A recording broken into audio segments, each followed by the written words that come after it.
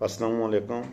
आज मेरी एक देरीना दोस्त से मुलाकात हुई और वो पाकिस्तान के मौजूदा हालात का मुवाजना कर रहा था, तशबीह दे रहा था 1970-71 के हालात से और सकूत ढाका से।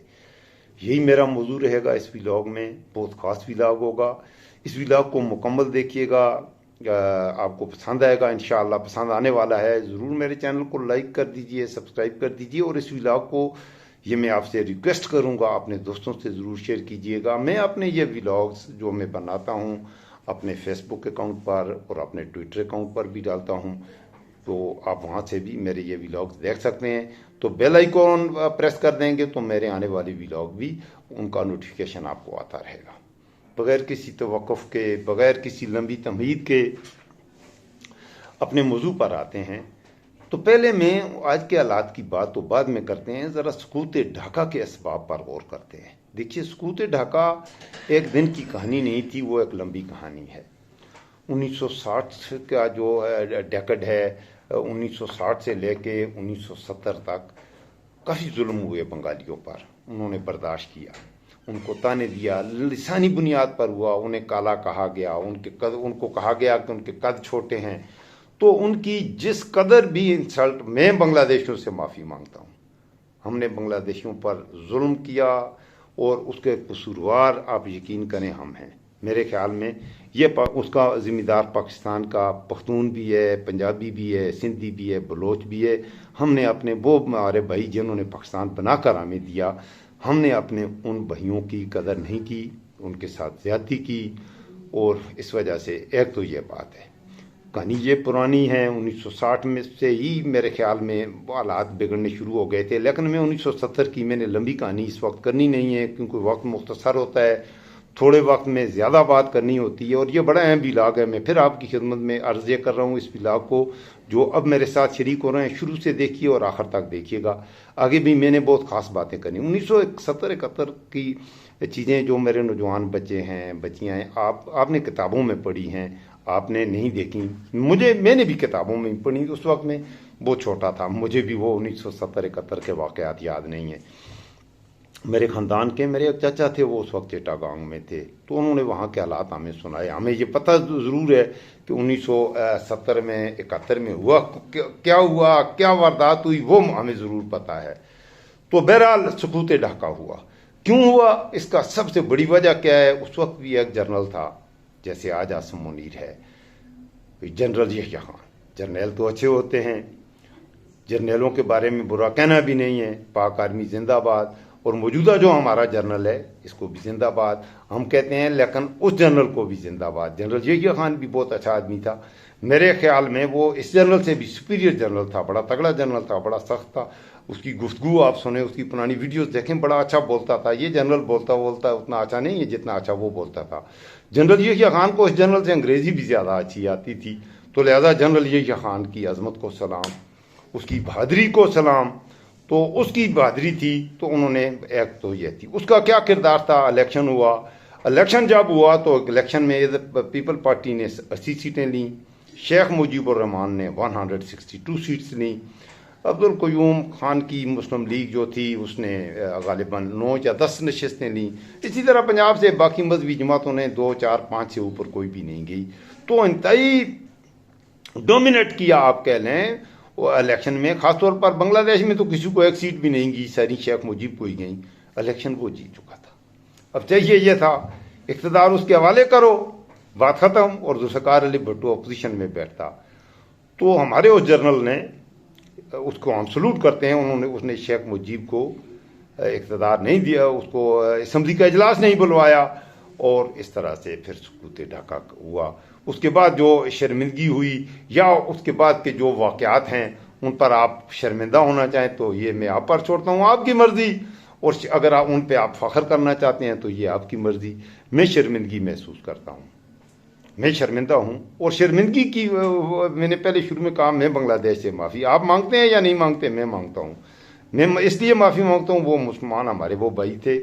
पाकिस्तान के लिए हमारे से कुर्बानियाँ सबसे ज़्यादा बांग्लादेश की थी। ढाका मुस्लिम लीग बनी ढाका में थी। पहला जो सर सलीमुल्लाह खान थे, आगा खान थे, तो वो पहला इजलास भी मुस्लिम लीग का ढाका में हुआ था 1906 में, जब ये मुस्लिम लीग बनी थी जो पाकिस्तान की दही थी।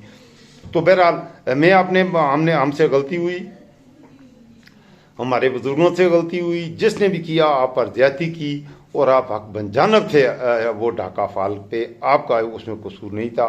तो ये मेरी राय है। आप शर्मिंदा, मैं शर्मिंदा भी हूँ। तो मेरे नौजवानों, मेरे बच्चों, आप शर्मिंदा हैं या नहीं है आपकी मर्जी। बहरहाल आपका कसूर भी नहीं है, आप तो उस वक्त जो नौजवान बच्चे कई तो अभी उस वक्त पैदा भी नहीं हुए थे।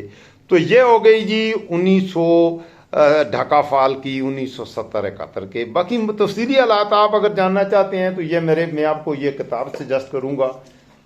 ये किताब जो है मेरे पास है, मैंने पढ़ी है, बड़ी ज़बरदस्त किताब है। आप ये किताब पढ़ें तो पाकिस्तान का आइन, तारीख, वज़ाहत और तज्जिया, डॉक्टर मोहम्मद आज़म चौधरी साहब की ये किताब है आइन के हवाले से। इसमें आइन भी है और साथ ही पाकिस्तान की तारीख भी है। तो ये किताब मैं खरीद के, बड़ी ज़बरदस्त किताब है, आप यकीन करें मुझे। और कुदरतुल्लाह शाहब की आप शाहनामा भी पढ़ेंगे तो और ज़्यादा स्वाबेदार है ना, असल वो भी मेरे पास है।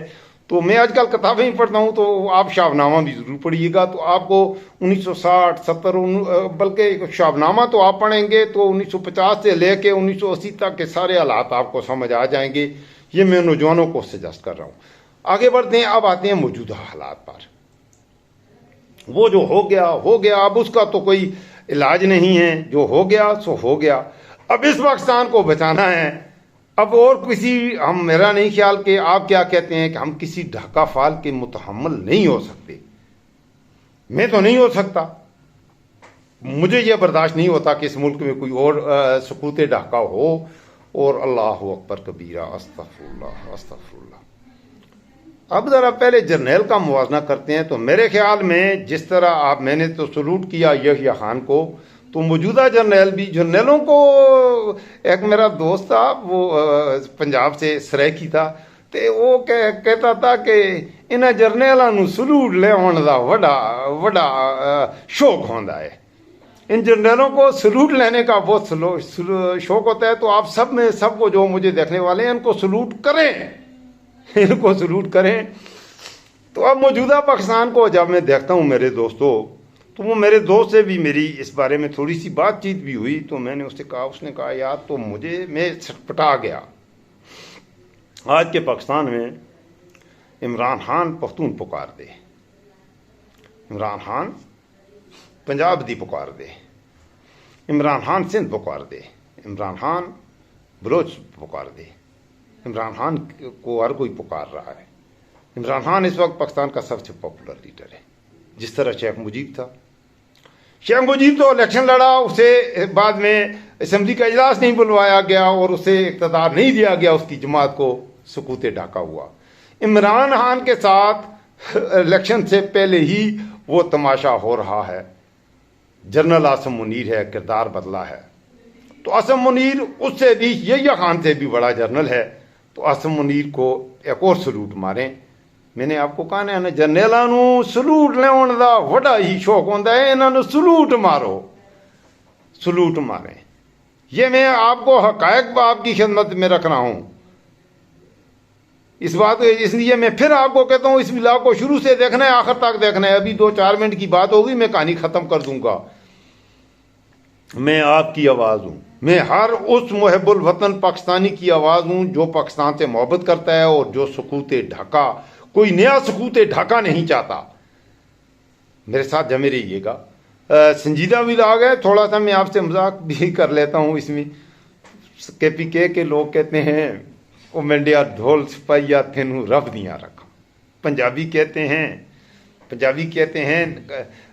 भी कहते हैं मेरे ढोल सिपाहिया तेनू रब दियां रखा। सिंधी कहते हैं करनेल नहीं जरनेल नहीं। बलोच वाले कहते हैं ए पुत्र हटा ते विकदे ने, ए पुत्र हटा ते नहीं विकदे। यार मैं भूल जाता हूँ, तो ये पुत्र हटा ते विकते हैं ने, या ये पुत्र हटा ते, पता नहीं है कैसे है। ये भी है ना, ये पाकिस्तान में ये गाया जाता है। पाकिस्तानी कहते हैं इमरान खान पाकिस्तान पुकार दे, ये पाकिस्तान की आवाज है।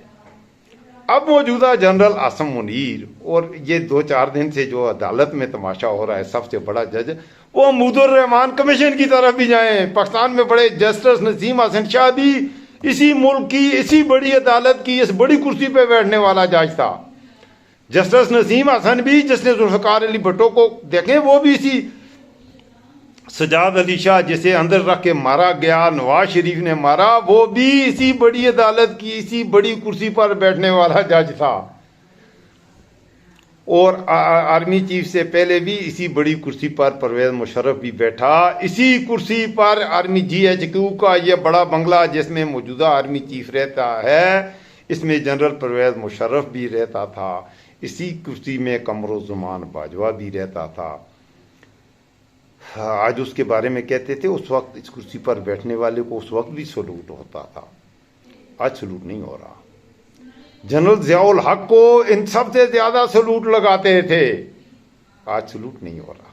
और अयूब खान तो था भी लंबा, कद भी लंबा, smartest, one of the smartest army chief मेरे ख्याल में, बल्कि पाकिस्तान की क्या, उसे उसकी इसमें कोई शक नहीं। मैंने उसके बारे में, अयूब खान के बारे में मैंने जो कुछ पढ़ा है, मैंने ये पढ़ा कि वो इंतहाई स्मार्ट आदमी था, सलूट उसे भी होते थे।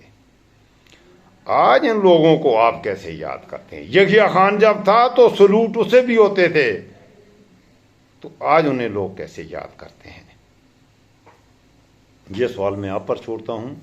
मौजूदा जो सियासी हालात हैं, अगर सकूत ढाका से मुवाजना किया जाए तो सिमिलर ही पोजीशन होगी मेरे ख्याल में, बिल्कुल उसी तरह के हालात हैं। लेकिन इस वक्त पाकिस्तान टुकड़े नहीं हो रहा, इस वक्त सकूत ढाका नहीं हो रहा, उसकी कुछ वजूहात हैं। बाकी यहाँ तक सकूत ढाका बर्पा करने में पाकिस्तानी इस्टेब्लिशमेंट हो या पाकिस्तानी सियासतदान, इन्होंने कोई कसर नहीं छोड़ी। 1960-70 में इस कदर लूट मार नहीं हुई थी, इस कदर डाकू राज नहीं था। उस वक्त के पॉलिटिशियंस भी करप्ट थे, बदकिरदार थे, जनाकार थे, शराबी थे, सब कुछ था। हर चीज सच्ची है, यह नहीं है कि नहीं थे बिल्कुल का थे। शराबें पीने वाले भी थे और ये सारी बदकारियां करने वाले थे, लेकिन इस कदर बड़े डाकू नहीं थे। इस बेदर्दी से मुल्क को लूट कर मुल्क का पैसा बाहर नहीं लेके जा रहे थे, बल्कि बाहर से भी लूट के इधर लाते थे, उस पाकिस्तान में और इस पाकिस्तान में। आज का पाकिस्तान कुछ और हो गया है। आज का लीडर है या एस्टेब्लिशमेंट है या न्यूट्रल है या वो हिडन पावर है जो लोगों को इक़्तिदार में लाती है इस मुल्क में या इक़्तिदार से निकालती है। वो पाकिस्तान से पैसा चोरी करके इंग्लैंड के बैंकों में लेके जाती है। इमरान खान का गुनाह यह है कि वो उसने इंग्लैंड में पैसा कमा के, इंग्लैंड से बेगम का पैसा लेके, इंग्लैंड वाली गोरी बेगम का पैसा लेके पाकिस्तान आया है। जबकि अब की रीत यह है कि पाकिस्तान से पैसा लेके इवन फील्ड इंग्लैंड ले जाना है। पाकिस्तान से पैसा चोरी करके दुबई में बड़े बड़े इमारतें खरीदनी हैं, पाकिस्तान के पैसा चोरी करके जदा स्टील मिलें लगानी हैं और स्वाब दारैन हासिल करना है। पाकिस्तान के पैसे चोरी करके आज ये हालात हैं, उस वक्त ये हालात नहीं थे। उस हिसाब से सकूत आखिर में मैं वजह बताऊंगा कि सकूत ढाका क्यों नहीं होगा। इंशाल्लाह नहीं होगा, हम नहीं होने देंगे। पाकिस्तान से पैसे चोरी करके यहाँ पर एक बंदी की मैं पोस्ट पढ़ रहा था, वो मैं बड़ा ट्विटर पे अकाउंट पे थी, तो उसने कहा जी मसाजिद के हवाले से मैं वो बात नहीं करना चाहता। आज का मैं क्या करूं, अल्लाहु अकबर। आज हमारा आलम दीन सैर व तफरी के लिए मक्का या मदीना उसकी पसंदीदा जगह नहीं है। वो बैंकॉक में जाकर, बैंकॉक के क्या कहते हैं गर्म साहिलों पर जाके क्या नंगा नहाना पसंद करता है। वो कौन से आलम दीन है मुझे पता नहीं है यार, आपको पता होगा खुद पता करो। अब मेरे ऊपर फतवे लगेंगे। अल्हम्दुलिल्लाह मैं ला इलाहा इल्लल्लाह मुहम्मद रसूलुल्लाह पर ईमान रखता हूँ, और मैं इस बात पे ईमान रखता हूँ कि मेरे नबी करीम सल्लल्लाहु अलैहि वसल्लम अल्लाह के आखिरी और अल्लाह के सबसे प्यारे नबी हैं। यही मेरा अकीदा है। और इसके अलावा मैं सबको मुसलमान समझता हूँ। मैं किसी को तो, लेकिन कुछ दोस्त ऐसे हैं वो एकदम इस्लाम से ही निकाल देते हैं। अल्हम्दुलिल्लाह मैं नमाज भी अदा करता हूँ, मैं तलावत भी करता हूँ, और मेरा ख़ानदान में तो हूँ एक मजहबी बैकग्राउंड से हूँ अल्हम्दुलिल्लाह सुम्मा अल्हम्दुलिल्लाह। तो मज़हब के हवाले से मैं, इसलिए कि बीच में कुछ लोग हैं वो फतवा कुफर लगाने में देर नहीं करते, तो ये हालात हैं। तो बहरहाल अब मैं समेटने से पहले ये आपसे ज़रूर करूँगा आखिर में, पाकिस्तान के मौजूदा हालात बिल्कुल उसी तरह से हैं। पाकिस्तान सकूत ढाका नहीं होगा इंशाअल्लाह, मुझे उम्मीद है। इसलिए नहीं होगा कि इस पाकिस्तान के लोगों को ये पता, पंजाबी को भी पता है, पंजाबी का गुजारा पठान के बगैर नहीं है, सिंधी का गुजारा पंजाबी के बगैर नहीं है, बलोचिस्तान वाला KPK के बगैर नहीं रह सकता। ये सारे मिल के ही रहेंगे, ये भाइयों की तरह रहेंगे तो इज्जत है, अगर नहीं करेंगे तो सबका बेड़ा गर्क होने का खतरा है। हमारी मजबूरी ये है, अगर KPK की मजबूरी ये है कि पंजाब से चावल और गंदम आएगी, पंजाब की मजबूरी ये है कि KPK से गैस और बिजली जाएगी, तो तब पंजाब में रोशनियां होंगी और मिलें चलेंगी। अगर बिजली गैस नहीं जाएगी, सिंध के यह है कि आपकी फसलें, आपकी ज़मीनें तब आबाद होंगी जब KPK के दरियाओं का पानी सिंध को सैराब करेगा। और इनकी एक मजबूरी यह भी है कि बलूचिस्तान से भी गैस आएगी और ग्वादर की बंदरगाह बनेगी तो पाकिस्तान का वो फ्यूचर बनेगा। तो ये सारे एक दूसरे से अलग मुफादात हमारे ऐसे साझे और जकटे हुए हैं, इकट्ठे जो मुफादात हैं वो हमें अलग नहीं होने देंगे। मेरे ख्याल में साहिबान अकल इस बात को अच्छी तरह से जानते हैं। लेकिन जहाँ तक मौजूदा, अब मैं आखिर में ये कहूँगा सियासी लीडरों का, तो जुल्फ़िकार अली भुट्टो और शेख मुजीबुर रहमान मेरे ख्याल में मौजूदा दौर के जो बड़े लीडर तीन हैं, जुल्फ़िकार अली भुट्टो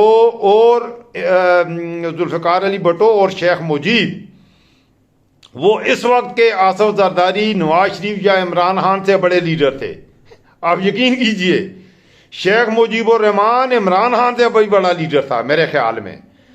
जुल्फ़िकार अली भुट्टो नवाज शरीफ से कहीं बड़ा लीडर था, बाकी 100 खामियां उनमें हों, लेकिन वो बड़े लीडर थे। तो ये आज के जो लीडर हैं ये पाकिस्तान को गिराना चाहते हैं। और ऊपर जर्नैल का जहां तक बात है, तो मैं आसम मुनीर से भी, जनरल यहिया खान आसम मुनीर से मेरी नज़र में वो इससे बेहतर जनरल था, संभाल नहीं सका, वो छोड़ो। तो ये भी वही कर रहा है, तो उनकी पैरवी मत करो जिन्होंने पाकिस्तान का बेड़ा गर्क किया है, मत उनकी पैरवी करें। ना जुल्फ़िकार अली भुट्टो की पैरवी करें और ना शेख मुजीब की और ना जनरल यहिया की। पाकिस्तान को इकट्ठा रखने की बात करो। अल्लाह ना करे मेरे मुल्क में कोई सकूत डाका हो। ये मेरी राय है, मैंने आपकी खिदमत में रखी। आप मेरे साथ कितना इत्तेफाक करते हैं, आप मुझे बताइएगा कि क्यों सकूत डाका हुआ और आज के हालात को आप कैसे देखते हैं। क्योंकि प्री पोल रैगिंग हो रही है, पाकिस्तान की सबसे बड़ी सियासी जमात को से इंतखाबी निशान छीन लिया गया है। तो शेख मुजीब को तो बाद में इख्तियार में नहीं आने दिया था, तो अभी तो पहले ही उसके उम्मीदवारों को उठाया जा रहा है। उसकी खवातीन के साथ जितना बड़ा रियासती जबर हो रहा है PTI पर, उससे तो फिर सकूती ढाका में और मौजूदा हालात में फ़र्क क्या रह गया है। तो इसलिए आप मुझे बताइएगा, आप मेरे साथ कितने एग्री करते हैं और कितना एग्री नहीं करते। और दुआ भी किया करें। हर नमाज के बाद मैं दुआ करता हूँ कि या अल्लाह मेरे पाकिस्तान को कायम रखना और सलामत रखना। ये मेरी दुआ का ख़ास जुमला होता है, या अल्लाह मेरे पाकिस्तान को, अल्लाह तू हर चीज़ पे कुदरत रखता है, ये पाकिस्तान किसी ने बनाया नहीं, ये अल्लाह का दिया हुआ तोहफा है। अब अल्लाह ही से मैं तो दुआ करता हूँ और आप भी दुआ कीजिए कि अल्लाह ताला हमारे पाकिस्तान को कायम और दायम रखे।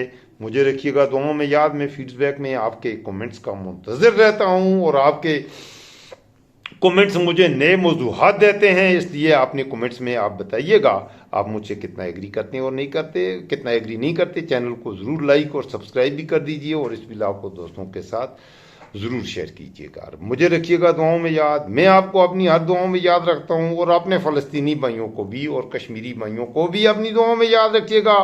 अल्लाह आपका मुहफ़्फ़िज़ नगहबान हो। अस्सलामु अलैकुम। पाकिस्तान जिंदाबाद।